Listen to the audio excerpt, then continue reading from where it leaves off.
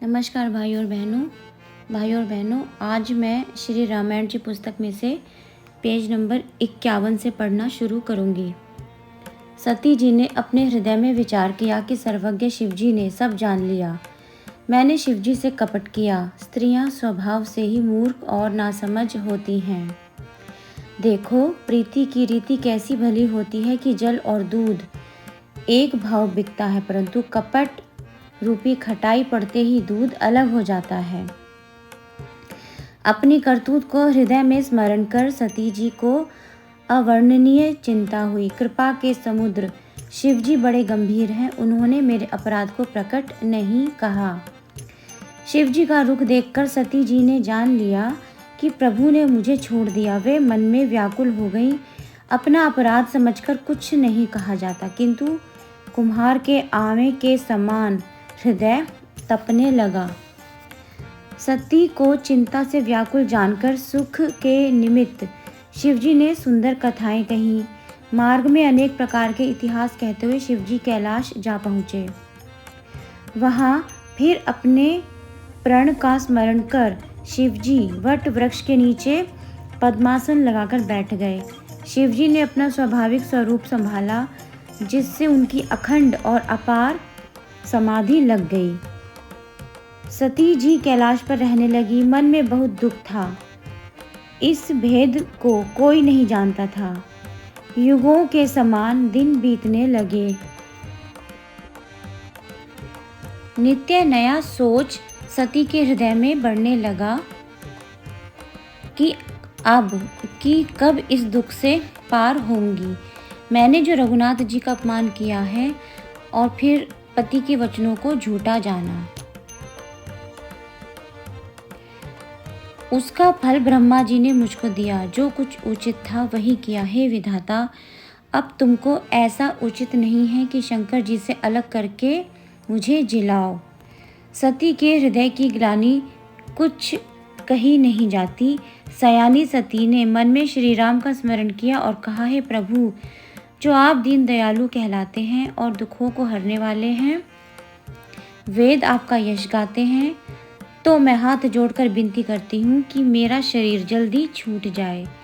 जो मेरा शिवजी के चरणों में स्नेह है और मन कर्म वाणी से मेरा पतिव्रत सच्चा है, तो हे समदर्शी प्रभु, सुनिए और जल्दी ऐसा उपाय कीजिए जिससे अनायास ही मेरी मृत्यु हो जाए और यह दुस्सह विपत्ति दूर हो जाए। इस प्रकार दक्ष कन्या सती दुखित थी। उनको इतना दारुण दुख था जो अकथनीय था। 87,000 वर्ष बीतने पर अविनाशी शिवजी ने समाधि खोली।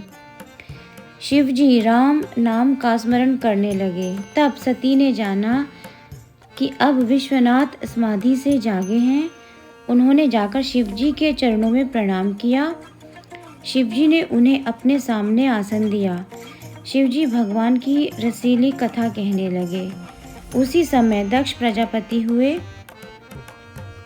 ब्रह्मा ने दक्ष को सब प्रकार से योग्य देखकर प्रजापतियों का स्वामी बनाया। जब दक्ष ने बड़ा अधिकार पाया, तब हृदय में बड़ा अभिमान सा आ गया। जगत में ऐसा कोई नहीं जन्मा जिसको प्रभुता पाकर मद नहीं आता। दक्ष सब मुनियों को बुलाकर बड़ा भारी यज्ञ करने लगे। आदर सहित सब देवताओं को न्योता दिया जो यज्ञ में भाग पाते हैं। किन्नर, नाग, सिद्ध, गंधर्व आदि देवता अपनी स्त्रियों सहित चले। विष्णु, ब्रह्मा और महादेव जी को छोड़कर सब देवता अपने अपने विमान सजाकर चले। सती ने आकाश में अनेक सुंदर विमान जाते हुए देखे, जिन पर देवांगनाएं सुंदर गान करती हुई दिखी, जिसे कानों से सुनते ही मुनियों के ध्यान छूट जाते हैं। सती ने पूछा, तब शिवजी ने सब हाल कहा। पिता का यज्ञ सुनकर सती प्रसन्न हुई और विचार करने लगी कि महादेव जी मुझको आज्ञा दें तो कुछ दिन इसी बहाने से पिता के घर जाकर रहूं। पति के द्वारा त्यागे जाने का मन में बड़ा दुख था, परंतु अपना अपराध समझकर कुछ नहीं कहती थी। भय, संकोच और प्रेम रस से भरी हुई मनोहर वाणी में सती जी बोली, पिता के घर बहुत बड़ा उत्सव है। हे प्रभु, कृपा निधान, यदि आपकी आज्ञा हो तो मैं भी आदर पूर्वक उसे देखने जाऊं। शिवजी ने कहा, जो तुमने कहा वह ठीक है। तुम्हारी बात मुझको भली लगी, परंतु यह अनुचित है कि उन्होंने हमको न्योता नहीं भेजा। दक्ष ने अपनी सब कन्याओं को बुलाया है, किंतु हमारे बैर के कारण तुमको भी भुला दिया है।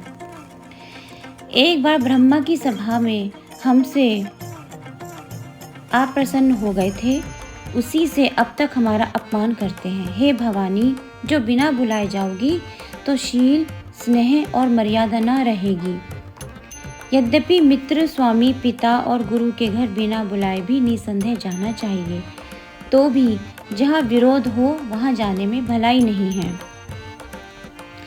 सती को अनेक भांति से शिवजी ने समझाया, पर होनहार वश कुछ ज्ञान न आया। तब शिवजी ने कहा कि यदि बिना बुलाए जाओगी तो हमारी समझ से ठीक नहीं है। शिवजी ने बहुत यत्न से कहकर देख लिया, परंतु जब सती नहीं रुकी तब त्रिपुरारी शिवजी ने अपने मुख्य गणों को साथ में देकर विदा किया।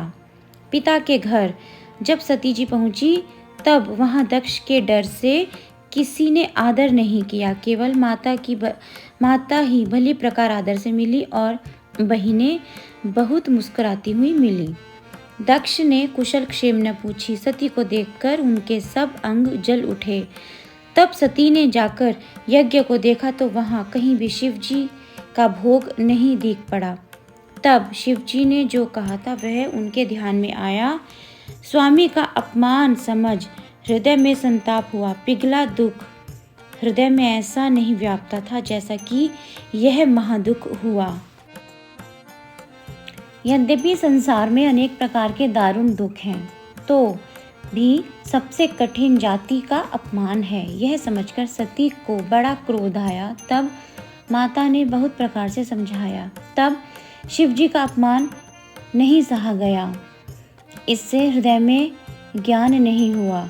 तब सभा को झड़क कर वे क्रोध के साथ वचन बोली, हे सभासदों, हे मुनीश्वरों, सुनो। जिन लोगों ने शिवजी की निंदा की है और सुनी है, उनका फल सबको तुरंत मिलेगा और मेरे पिता भी बहुत पछतावेंगे। साधु शिवजी और विष्णु की निंदा जहाँ सुनी जाए वहाँ ऐसी मर्यादा है कि जो अपना बस चले तो निंदक की जीभ काट ले, नहीं तो कान बंद करके वहाँ से हट जाए। जगत के आत्मा, त्रिपुर के मारने वाले जगत पिता, सबके हितकारी महादेव जी हैं। मेरा मंद बुद्धि पिता उनकी निंदा करता है। उस पिता दक्ष के वीर्य से ही मेरा शरीर उत्पन्न हुआ है। इस कारण इस देह को चंद्रधारी वृषकेतु शिवजी को हृदय में धारण करके इसी समय त्याग दूंगी। ऐसा कहकर सती जी ने योगाग्नि में शरीर भस्म कर दिया। तब सारे मंडप में हाहाकार मच गया। सती का मरना सुनकर शिवजी के गण यज्ञ विध्वंस करने लगे। ऐसा देखकर मुनीश्वर भृगु जी ने यज्ञ की रक्षा की। तो भाई और बहनों, आज मैंने श्री रामायण जी पुस्तक में से 51 से लेके 55 पेजों तक का पाठ किया है। उम्मीद करती हूँ आपको ये पाठ अच्छा लगा होगा। अगली वीडियो में बहुत जल्दी लेकर आऊँगी और आप सभी से निवेदन है कि हमारे चैनल को सब्सक्राइब करके हमें अपना सपोर्ट दें और हमारी वीडियो को देखें, शेयर करें। हमारी आज की वीडियो को देखने और सुनने के लिए आप सभी का बहुत बहुत धन्यवाद। नमस्कार।